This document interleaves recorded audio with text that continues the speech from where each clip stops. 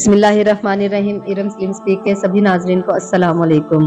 عزیزان محترم، ایک جوان لڑکی جس کی شادی ہونی تھی اپنی شادی کا کارڈ مولا عباس کے حرم میں ڈال کر آئی۔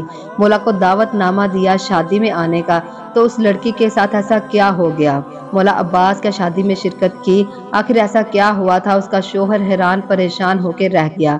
یہ سب جاننے کے لیے ویڈیو کو لاسٹ تک ضرور دیکھیے گا، اور جو میرے چینل پر نئے ہیں پلیز میرے چینل کو سبسکرائب کر دیں اور ویڈیو کو لائک اور کمنٹ میں لبیک یا حسین کہنا ہرگز مت بھولیے گا۔ تو چلیے اپنی ویڈیو کا باقاعدہ آغاز کرتے ہیں۔ عزیزان محترم، ایک مولانا صاحب کا میں نے ایک واقعہ سنا۔ وہ کہتے تھے کہ میں ایک شادی میں گیا تھا نکاح پڑھانے کے لیے، تو وہاں ان کا ماحول ایسا تھا، اس شادی کا غیر شرعی ماحول تھا کہ اس گلی کے دونوں اطراف انہوں نے پردہ کیا ہوا تھا، یعنی کہ جسے ٹینٹ وغیرہ کہتے ہیں وہ لگایا ہوا تھا۔ وہ منظر جو کہ غیر شرعی جو میں آپ کو بتا رہی ہوں وہ یہ تھا کہ اس گلی کے درمیان سے جوان بچیاں، ان کی بیٹیاں، ان کی بہنیں، ان کی جوان جو تھی وہ ناچتی ہوئی، میک اپ کیا ہوا تھا، بے پردہ تھی، تو ڈانس کرتی وہ آ رہی تھی۔ کہتے کہ اسی دوران وہ جو انہوں نے پردہ کیا ہوا تھا دونوں سائڈوں پہ، اسی کے درمیان سے ایک جوان لڑکا جھانک کر ان لڑکیوں کو ڈانس کرتا ہوا دیکھ رہا تھا۔ تو اسی دوران جن کی شادی تھی، اسی گھر سے ایک فرد نے جب دیکھا کہ ایک لڑکا ہماری لڑکیوں کو چھپ کر دیکھ رہا ہے، تو زور سے آواز دے کے کہتا کہ اوئے بغیرت!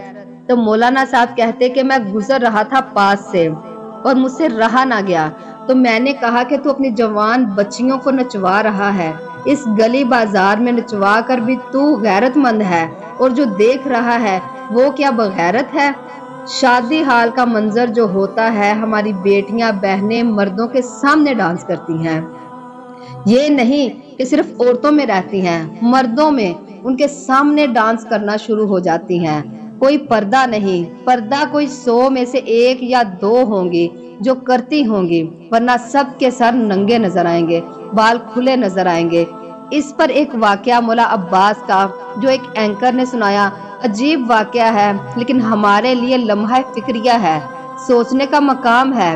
تو ایک بہت ہی پیارا جوڑا، ان کی شادی ہونی تھی، تو انہوں نے ڈیسائیڈ کیا کہ شادی کے کارڈ ہم خود سب لوگوں کو دونوں ساتھ جائیں گے اور سب کو بانٹیں گے۔ تو سب کہتے کہ ٹھیک ہے جی، اچھی بات ہے، جیسا آپ کو بہتر لگے۔ تو یہ دونوں نکلے گھر سے سب کو کارڈ وغیرہ دینے کے لیے۔ تو اس عورت نے اپنی خواہش کا اظہار کیا کہ ہم سب کو کارڈ دینے جا رہے ہیں، تو کیا ہم ایک کارڈ، یہاں ایک روزہ ہے، ذری مبارک ہے، تو کیا ہم ایک کارڈ اس میں ڈال کر آئیں؟ تو اس پر اس مرد نے جو کہ اس کا شوہر بننے والا تھا، اس کو ہنسی آئی۔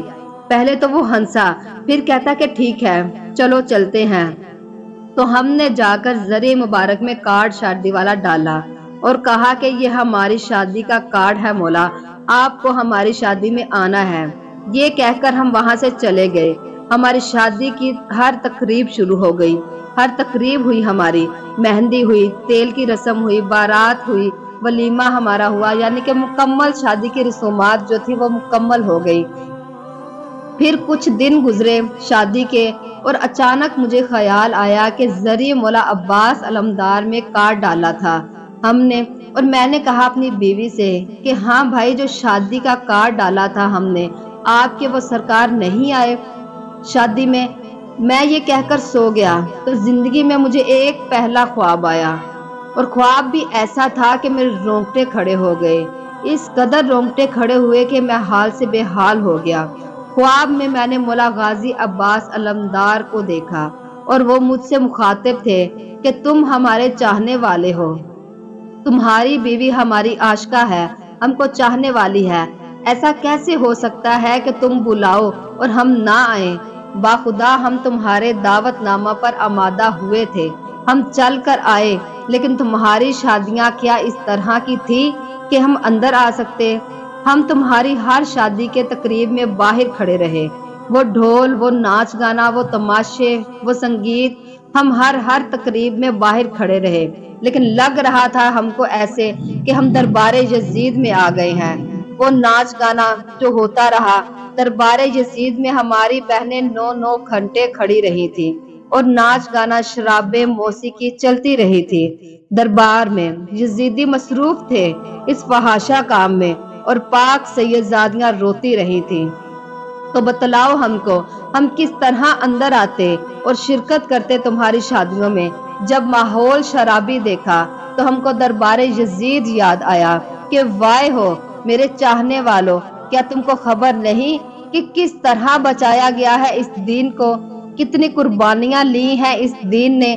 تو ہم کیسے اندر آ جاتے؟ تو عزیزان محترم، آپ سوچئے، میں سوچوں، لیکن سوچے تو صحیح کہ وہ مولا غازی عباس علمدار، وہ سید سجاد، کیا ہمارے مولا ہماری ان شادیوں میں شرکت کر سکتے ہیں؟ کیا ہماری شادیاں اس قابل ہوتی ہیں کہ ہم مولا کو دعوت نامہ دے سکیں؟ آپ ہی بتائیں، ہمارے گھروں میں کتنی شادیاں ہوتی ہیں، ہمارے رشتہ داروں میں کتنی شادیاں ہوتی ہیں؟ کب اور کس کس نے کہا ہو کہ ہم ہمارے امام، ہماری معصومہ کو دعوت دیں کہ مولا آپ بھی آئیے گا، ہماری شادی میں شرکت کیجیے گا؟ اور اگر دعوت نامہ دے بھی تو فائدہ، جب مولا باہر ہمارا ماحول یزیدیوں والا دیکھیں گے اور دربار یزید یاد آ جائے، اور ہم کو کیسے کہیں گے کہ یہ ہمارا چاہنے والا ہے، یہ ہے، مجھے دعوت نامہ دیا لیکن خود اس طرح کا ماحول بنایا ہوا۔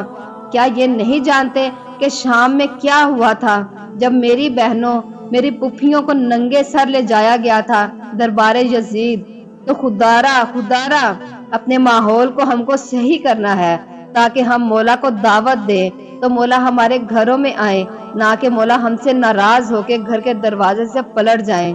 مولا سید سجاد علیہ السلام ایک بار پھر سے خون کے آنسو نہ روئیں ہماری وجہ سے، ہمارا ماحول دیکھ کر ان کو وہ شام کا بازار، وہ شام کا دربار نہ یاد آ جائے۔ مولا خود کہے کہ ہاں یہ ہے میرا چاہنے والا، یہ ہے مجھ سے سچی محبت کرنے والا۔